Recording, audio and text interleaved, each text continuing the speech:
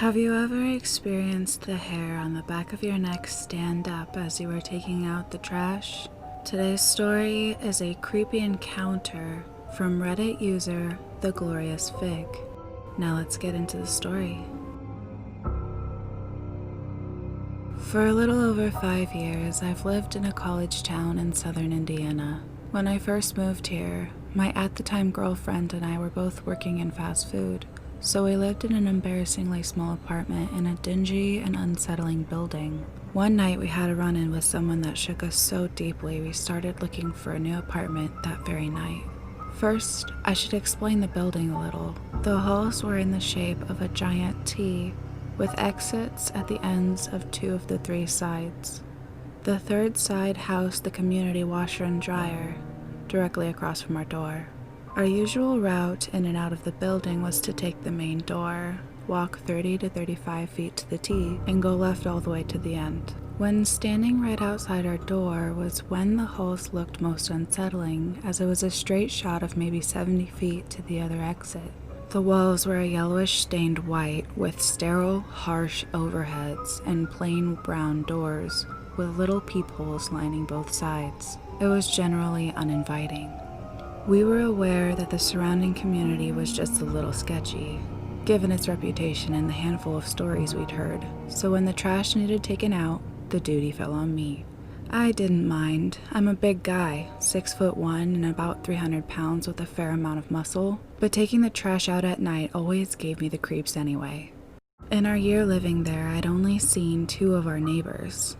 One at the opposite end of the hall, who more often than not resembled a blur as they hurriedly closed and locked their door before slipping out the exit, and a surprisingly nice, college-age guy across from us. Getting comfortable in that building feels like a mistake now, looking back.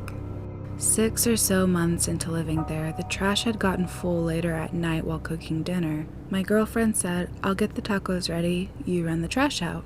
I absolutely despised walking down that nightmare of a hallway into the darkness. But at the promise of tacos, I slipped my flip-flops on and stepped out into the hallway with the bag.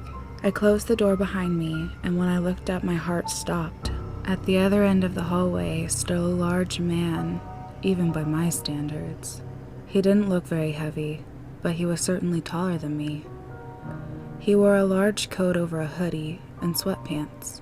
He was standing perfectly centered with the exit at the end of the hall, shoulders squared, staring directly at me. I thought to myself, well, that's pretty fucking weird, but surely it's nothing. I tried to avoid eye contact as I walked toward him, taking the right turn out the main exit as I usually would. I took maybe 15 steps, hurled the bag into the dumpster, and turned to find the man standing directly inside the door, staring at me through the large glass pane. I froze. Shit, I'm gonna get stabbed, I thought to myself. I had no idea why this man would be interested in me, but now he was blocking my only sensible re-entry, unless I wanted to dive through my living room window. I swallowed my fear and walked towards the door. As I neared, he opened it for me. "Oh, you coming out?" I instinctively grabbed the door and stepped to the side for him to leave. "No," he said. We sat there for a second, staring each other down uncomfortably. "Okay," I said, forcing an insincere smile. I slipped past him and started walking down the hall. To clarify, it didn't seem like there was anything wrong with this man. He didn't seem, at this point, to be on drugs, or anything that I could chalk all this weird behavior up to. I'd almost made it to the turn at the end of the hall when I heard him say, "Hey," from behind me. He had followed me just a few steps. "I'm waiting for my friend in 15. She said she'd be here in about 10 minutes. Do you mind if I wait in your apartment with you?" My heart started racing again. I don't know what he wanted, but he was not getting it. "Oh, I don't know, man. My girlfriend is kind of weird about strangers, and I'm sure you're not bothering anyone out here," I said, trying to sound like I wasn't freaking the hell out on the inside. Silence for a couple of seconds. "What's your girlfriend's name? I think I know her," he said flatly. At this point, I was physically tensing.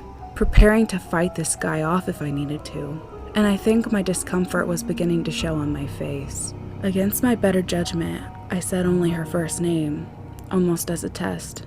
Ashley. He responded immediately with, "Oh yeah, I know her. She's friends with my friend in 15. That wasn't true. I knew that wasn't true. We'd never met whoever lived in that apartment. I decided that it was best just to go, even if it meant upsetting this guy. I just started walking toward the apartment. "Well, I'll see you later, dude. Don't worry, you aren't gonna upset anyone by chilling out here. Have a good night." I started picking up speed until I was practically running for the door. I made my way inside and locked it behind me, the panic plain on my face. "What's wrong?" Ashley asked. I looked out the peephole and whispered, "I just ran into the weirdest guy," and started explaining what had happened. Halfway through my explanation, I heard a loud bang on her door. We both jumped, and Ashley let out a little noise.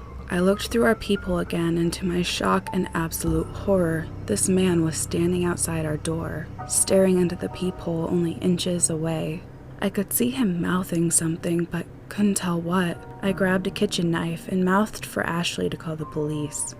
She did and handed the phone to me, and I began explaining what was currently happening. They asked me to describe what he was wearing, but I was drawing a blank, so I looked through the peephole again to see. My heart once again stopped. I couldn't see anything. It was pitch black.